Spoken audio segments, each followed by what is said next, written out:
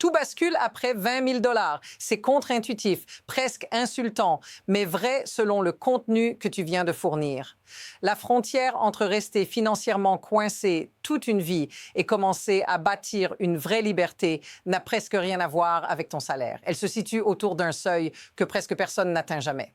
Pas parce qu'il est inaccessible, mais parce que la majorité abandonne juste avant. On t'a appris que la richesse était complexe, réservée aux experts, aux marchés obscurs et aux stratégies sophistiquées.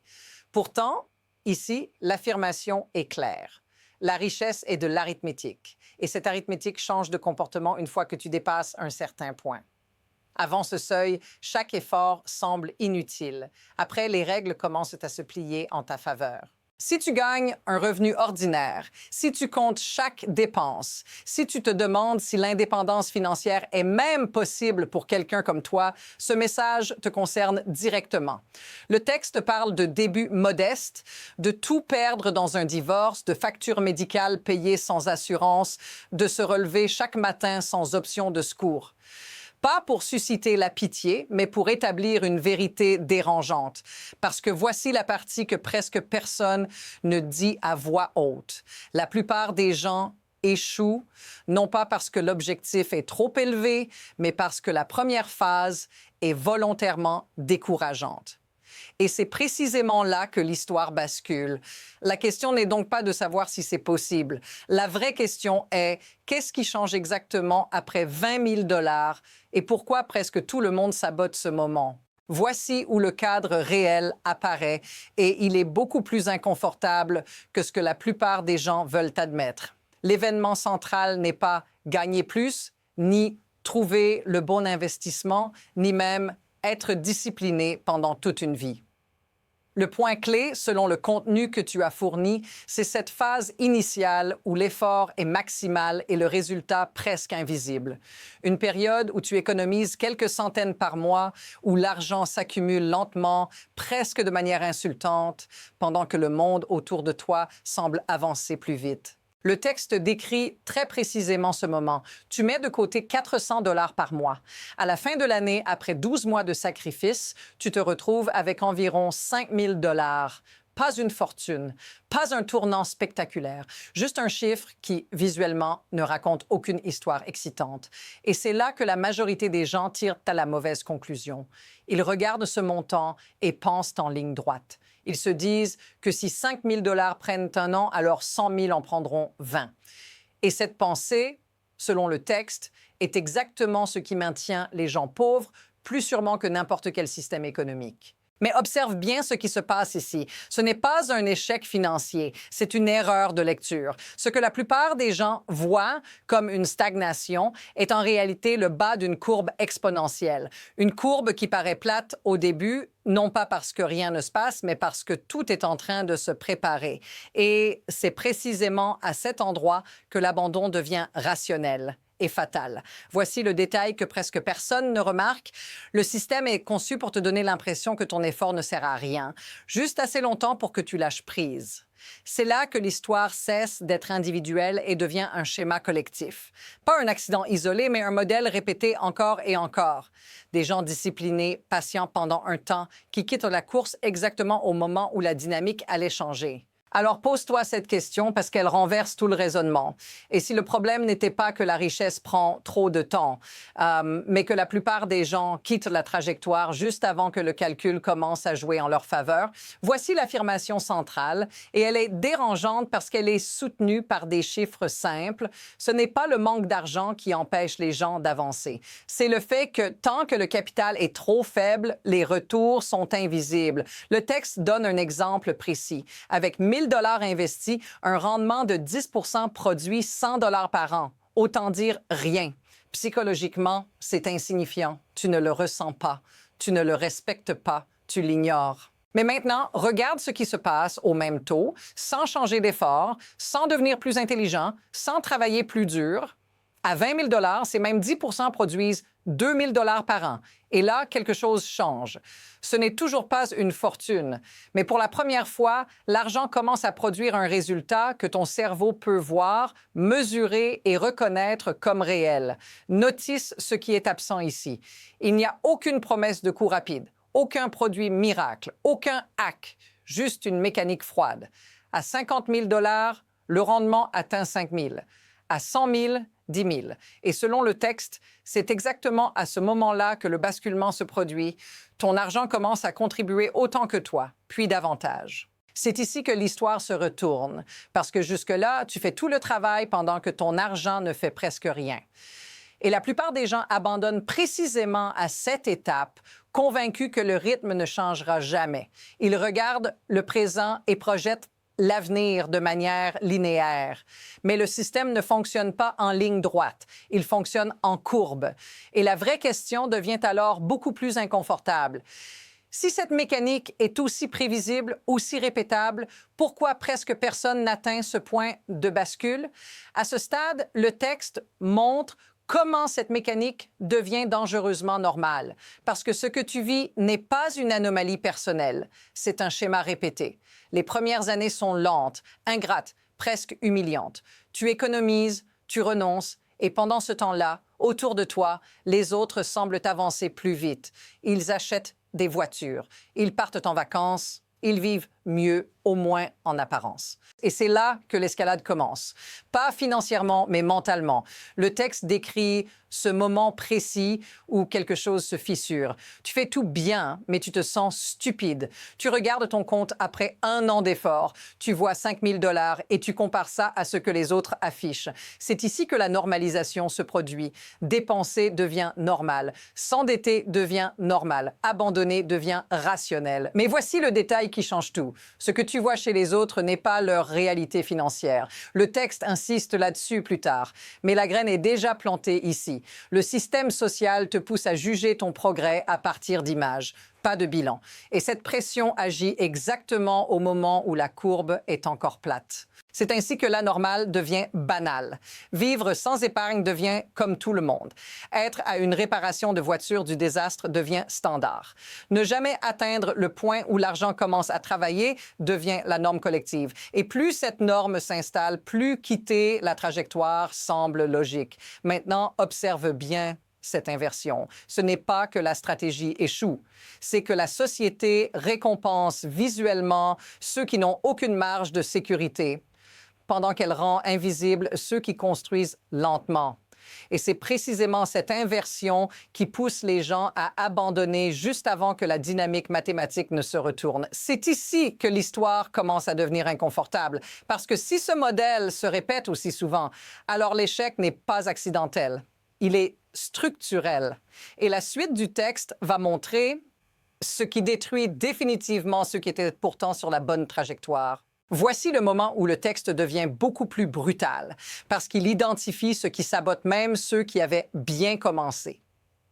Le premier piège est simple, presque banal, l'impatience. Le texte le dit sans détour. Construire de la richesse exige une capacité massive à différer la gratification, et cette capacité est rare. Pas parce que les gens sont stupides, mais parce que l'environnement est conçu pour rendre l'attente insupportable. Chaque jour, tu es bombardé. Publicité, réseaux sociaux, collègues qui parlent de leur nouvelle voiture, images soigneusement filtrées de vie que tu ne peux pas te permettre. Et ton cerveau interprète tout ça comme une preuve que tu es en train de perdre, que ton sacrifice est inutile, que tu devrais profiter maintenant, puisque demain n'est jamais garanti. Mais regarde la contradiction que le texte expose. Les mêmes personnes qui semblent avancer plus vite brûlent souvent leur avenir pour embellir leur présent. Le texte donne un exemple qui ne pardonne pas. Mozart, l'un des plus grands génies de l'histoire, immensément talentueux, bien payé pour son époque, et pourtant mort ruiné. Non pas par manque de revenus, mais parce que l'argent sortait toujours plus vite qu'il n'entrait. Et c'est ici que la perception change définitivement.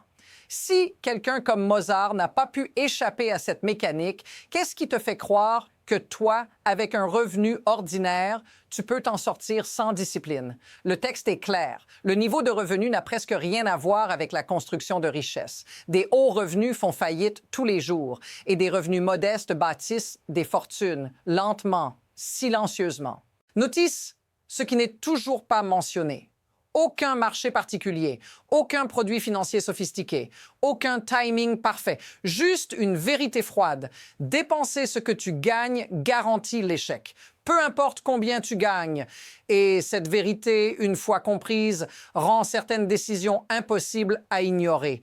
Parce qu'à partir de là, une question devient impossible à éviter. Si ce n'est ni le talent, ni le revenu, ni l'intelligence qui déterminent l'issue, alors qu'est-ce qui détruit même ceux qui étaient en train de réussir? C'est ici que le texte isole un ennemi beaucoup plus silencieux et paradoxalement beaucoup plus destructeur, l'envie.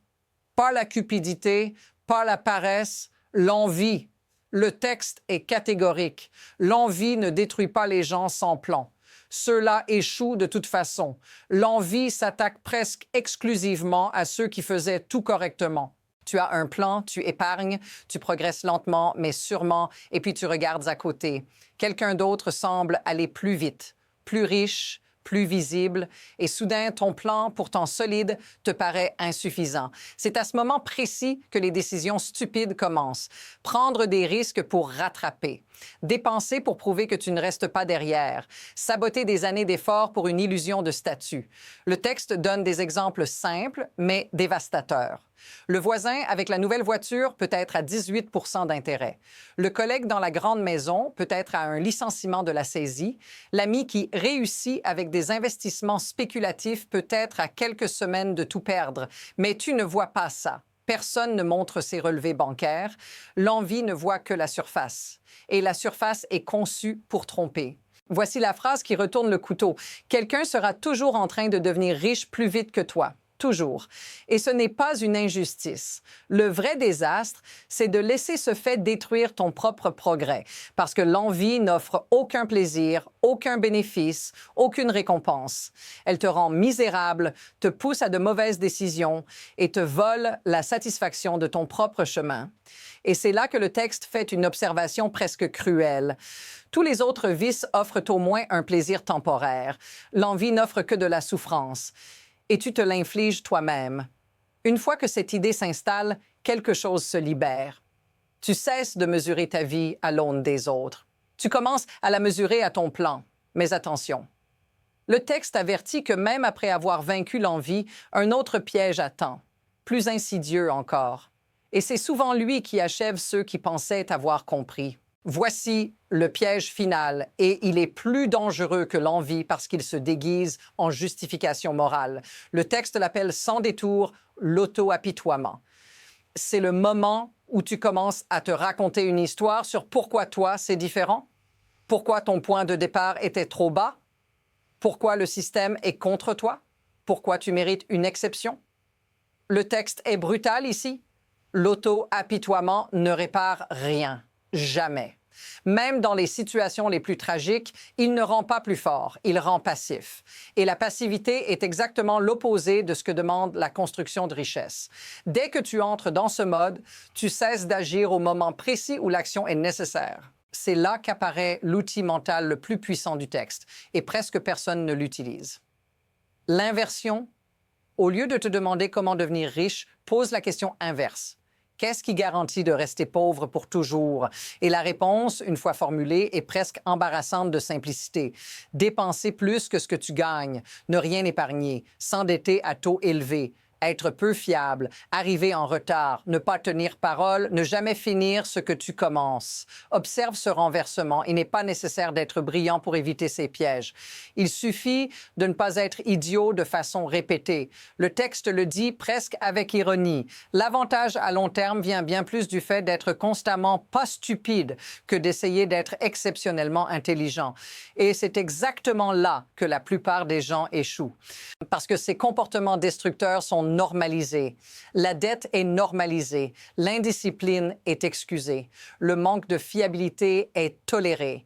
Et chacun de ces choix, pris isolément, semblent mineurs, mais combinés, ils garantissent l'échec avec une précision mathématique. Voici où l'histoire prend un virage plus large. Ce n'est plus seulement une question d'argent, c'est une question de caractère, de constance et de décisions répétées sur des décennies. Et c'est ici que le texte commence à révéler ce qui sépare ceux qui accumulent lentement une vraie liberté de ceux qui recommencent à zéro encore et encore. À ce point précis, le texte sort du terrain émotionnel et révèle le mécanisme froid qui gouverne tout le reste. Ce n'est pas la chance, ce n'est pas l'intelligence, ce n'est même pas le travail acharné pris isolément. C'est l'effet cumulatif de décisions simples, répétées longtemps dans un environnement qui récompense la patience et punit l'agitation. Le texte insiste sur un principe que presque personne n'aime entendre. La plupart des fortunes ne se construisent pas dans l'action, mais dans l'attente. L'argent réel ne se fait ni à l'achat ni à la vente, mais dans le temps passé entre les deux. Pourtant, l'être humain déteste attendre. Attendre donne l'impression de ne rien faire. Et ne rien faire semble irresponsable dans un monde obsédé par l'activité visible. C'est là que le système piège les gens intelligents. Ils veulent optimiser, accélérer, utiliser des leviers, trader plus souvent, réagir aux fluctuations. Le texte explique que chaque mouvement intelligent a un coût caché, frais, commissions, impôts, interruption du processus de capitalisation. Et ces coûts, pris isolément, semblent négligeables. Mais cumulés sur des décennies, ils dévorent une part énorme du résultat final. Voici la partie que peu de médias expliquent clairement. Le système fiscal, les marchés, même les rendements favorisent ceux qui savent rester immobiles. Ne pas vendre évite l'impôt. Ne pas agir réduit les erreurs. Ne pas paniquer laisse le capital travailler. Ce n'est pas spectaculaire. C'est presque ennuyeux. Et c'est exactement pour ça que ça fonctionne. Le texte le formule de manière implacable. Chaque fois que tu interromps un investissement qui fonctionne, tu réduis ton capital futur. Chaque fois que tu réduis ton capital futur, tu diminues la puissance de la composition. Et chaque fois que tu fais ça, tu te condamnes à devoir travailler plus longtemps que nécessaire. C'est ici que l'histoire devient inconfortable pour les spectateurs les plus attentifs, parce que le système ne favorise pas ceux qui essaient fort, mais ceux qui savent quand ne rien faire. Et cette capacité est rare, contre-intuitive et profondément non naturelle. Mais attention! Le texte avertit que même ceux qui comprennent ce mécanisme peuvent encore tout perdre s'ils commettent une seule erreur précise. Une erreur qui détruit des décennies de discipline en quelques mois seulement. C'est ici que le texte introduit l'erreur la plus spectaculaire, celle qui détruit surtout les gens intelligents. Pas l'ignorance, pas la paresse, mais l'usage du levier. Le mot paraît technique, presque sophistiqué. En réalité, il signifie simplement emprunter pour aller plus vite. Et selon le texte, c'est l'un des moyens les plus fiables de tout perdre. La formule est ancienne, presque cynique. 3 choses font tomber les hommes intelligents: l'alcool, les femmes et le levier. Et le levier est de loin le plus dangereux parce qu'il donne l'illusion du contrôle. Pendant un temps, tout fonctionne. Les gains sont amplifiés, les décisions semblent brillantes, les chiffres montent plus vite que prévu. Et c'est précisément à ce moment-là que la catastrophe devient possible. Le texte décrit ce scénario sans dramatisation inutile. Un marché baisse. Un locataire ne paie plus. Une dépense imprévue surgit. Et soudain, le levier ne multiplie plus les gains. Il multiplie les pertes. Une marge est appelée. Une vente forcée arrive. Pas au bon moment. Pas au bon prix. Et des années d'efforts disparaissent en quelques semaines. Voici la phrase qui change la perspective. Il suffit de devenir riche une seule fois. Pas 4, pas 5. Une seule. Et le levier transforme une trajectoire sûre mais lente en une suite de redémarrages de plus en plus tardifs. Chaque redémarrage te vole du temps. Et le temps est l'ingrédient que la capitalisation ne pardonne jamais de perdre. Le texte est clair sur ce point. Construire lentement, sans levier, sans risque de ruine, signifie que personne ne peut t'enlever ce que tu as bâti. Mais essayer d'aller plus vite en empruntant, c'est accepter la possibilité de revenir à zéro, encore et encore. Et chaque fois, tu es plus vieux, avec moins d'années devant toi pour laisser la courbe faire son travail. C'est ici que beaucoup de spectateurs ressentent un malaise, parce que l'erreur n'est pas évidente. Elle se produit après les premiers succès, après les premières victoires, exactement quand la confiance est la plus élevée. Et c'est à ce moment précis que le texte commence à regarder vers l'avenir. Parce que comprendre ce danger change complètement la manière d'envisager ce qui vient après les premiers seuils de capital. À partir de là, le texte projette la trajectoire et elle se divise clairement en deux chemins possibles. Pas des certitudes, des directions. Le premier chemin est celui que suivent la majorité des gens après avoir enfin accumulé un peu de capital. Ils relâchent, ils augmentent leur niveau de vie. Ils confondent progression et permission. Chaque dollar supplémentaire devient une justification pour dépenser davantage parce qu'ils ont réussi. Et sans s'en rendre compte, ils figent leur avenir. Le second chemin est beaucoup plus silencieux. Ceux qui l'empruntent comprennent que le véritable avantage n'est pas l'argent lui-même, mais ce qu'il rend possible. Le texte insiste là-dessus. Une fois que tu as du capital, des opportunités apparaissent qui étaient totalement invisibles avant. Des partenariats deviennent accessibles, des investissements deviennent envisageables, des risques calculés peuvent être pris sans panique parce que tu n'es plus en mode survie. Et voici le détail crucial. Le texte ne dit pas que ces opportunités sont garanties. Il dit qu'elles deviennent visibles. Et c'est une distinction énorme. Quelqu'un qui vit de chèque en chèque ne peut même pas considérer certaines options. Quelqu'un qui a franchi les seuils de 20 000, puis 50 000, puis 100 000 peut attendre, choisir, dire non. Et ce simple pouvoir de dire non change complètement la dynamique. C'est là que le cercle vertueux commence. Le capital attire l'opportunité. L'opportunité génère plus de capital et ce processus n'a rien de magique. Il est mécanique. Le texte le dit sans détour. Les riches deviennent plus riches, non pas parce que le système est truqué, mais parce qu'avoir de l'argent permet d'en gagner davantage. Ton seul objectif au départ est donc d'entrer dans ce cycle. Mais voici ce qui rend cette trajectoire incertaine. Même à ce stade, la patience reste le facteur décisif. Le texte répète que l'argent réel ne se fait pas dans le mouvement, mais dans l'attente. Acheter et vendre sans cesse donne l'impression d'agir, mais détruit lentement la puissance de la capitalisation par les frais, les impôts et les erreurs. Ceux qui gagnent vraiment sont souvent ceux qui savent rester immobiles quand tout pousse à bouger. Et c'est ici que l'histoire reste ouverte, parce que deux personnes peuvent franchir exactement le même seuil de capital et finir dans des endroits radicalement différents. L'une parce qu'elle a compris ce que ce capital rend possible, l'autre parce qu'elle a confondu ce seuil avec une ligne d'arrivée. La dernière partie du texte va refermer cette boucle, non pas en parlant d'argent, mais en expliquant pourquoi tout cela n'a jamais vraiment été une question de chiffres. Voici la clé finale, et elle renverse toute la lecture depuis le début. Le texte le dit clairement à la fin. L'objectif n'a jamais été l'argent. L'argent n'est qu'un outil. Le vrai enjeu, celui qui donne du sens à chaque sacrifice lent et invisible, c'est la liberté. La liberté de dire non. La liberté d'attendre, la liberté de ne pas accepter le premier emploi, le premier deal, la première opportunité médiocre par désespoir. Le texte décrit cette bascule avec une précision presque froide. Être fauché, ce n'est pas seulement manquer d'argent, c'est vivre dans un état où chaque décision est contrainte, où tu prends ce qui se présente parce que tu n'as pas le luxe de refuser. Avoir du capital change cette relation à la vie. Pas d'un coup spectaculaire, mais de façon irréversible. Tu n'es plus en mode survie. Tu peux encaisser les périodes difficiles sans paniquer. Tu peux penser long terme sans être écrasé par l'urgence du court terme. Tu peux attendre que les probabilités soient en ta faveur au lieu de forcer des décisions médiocres. Et c'est là que tout se referme. Les 20 000 $ n'étaient jamais un objectif en soi. Ils étaient une porte, une preuve que tu peux construire, attendre, résister, une preuve que ton identité change, que la mentalité de pénurie commence à se fissurer. Après ça, le chemin vers 50 000 puis 100 000 devient difficile, mais compréhensible. La courbe commence enfin à se redresser. Mais aucune de ces étapes n'existe sans survivre à la partie plate, sans tolérer l'ennui, sans ignorer les comparaisons, sans résister à l'envie, à l'impatience, au levier, à l'auto-sabotage. C'est pour ça que presque personne n'y arrive. Pas parce que c'est compliqué, mais parce que c'est psychologiquement exigeant.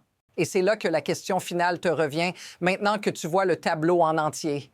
Si tu sais que le système change de comportement après un certain seuil, si tu sais que la majorité abandonne juste avant, qu'est-ce que tu vas faire concrètement pendant la partie plate de la courbe? Parce que le temps reste l'ingrédient non négociable. Et chaque année que tu repousses cette décision est une année de croissance que tu ne récupéreras jamais. Si tu veux continuer à comprendre comment les systèmes invisibles façonnent les trajectoires visibles, reste ici. La prochaine couche est encore plus inconfortable.